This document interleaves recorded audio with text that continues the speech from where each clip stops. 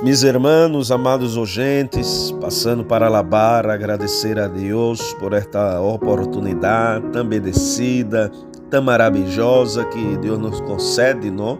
De estarmos aqui uma vez mais em momento de la reflexão bíblica. E o texto que eu quero compartilhar com vocês se encontra em la carta do apóstolo São Pablo a los Romanos, capítulo de número 1, versículo de número 16.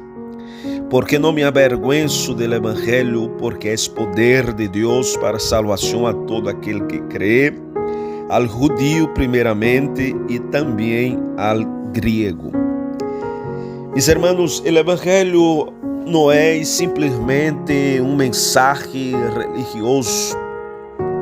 É uma manifestação do poder divino para transformar vidas. Glória a Deus. Neste passagem, o apóstolo Pablo declara com valentia que não se avergüenza do evangelho. E podemos nós outros nos perguntar, por que, Pablo? E ele poderia dizer, não, porque eu experimentei personalmente, não, seu poder redentor e ha visto como cambia destinos eternos, assim como cambiou a vida do apóstolo São Pablo. Em Hechos de los Apóstoles, capítulo de número 9. El evangelho, mis hermanos, Pablo declara dizendo que é poder de Deus. Poder de Deus. Alabado seja o nome de Deus. A palavra grega para poder aqui, mis hermanos, amados oyentes, é dunamis. É de onde vem a palavra dinamita. O evangelho não é débil, nem passivo, é explosivo, capaz de romper cadenas de pecado, sanar corações heridos e dar uma nova vida. Você pode alabar o nome de Deus.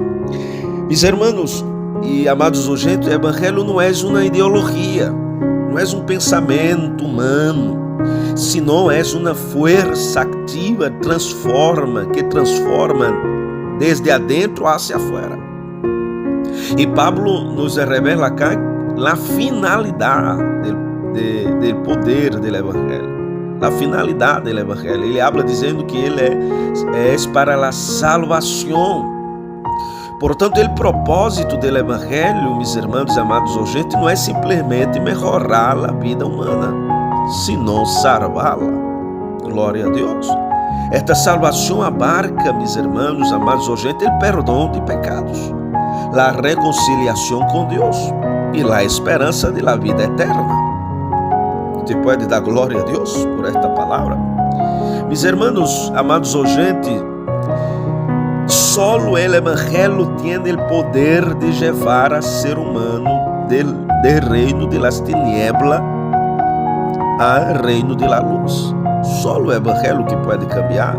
Solo o evangelho tiene este poder para llevar.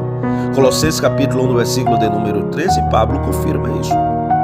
Portanto, o evangelho, mis hermanos, amados oyentes, é para todo, porque o evangelho é inclusivo, está disponível para todo aquele que crê na palavra de Pablo, e claro que é a palavra de Deus, sem distinção de raça, cultura ou passado.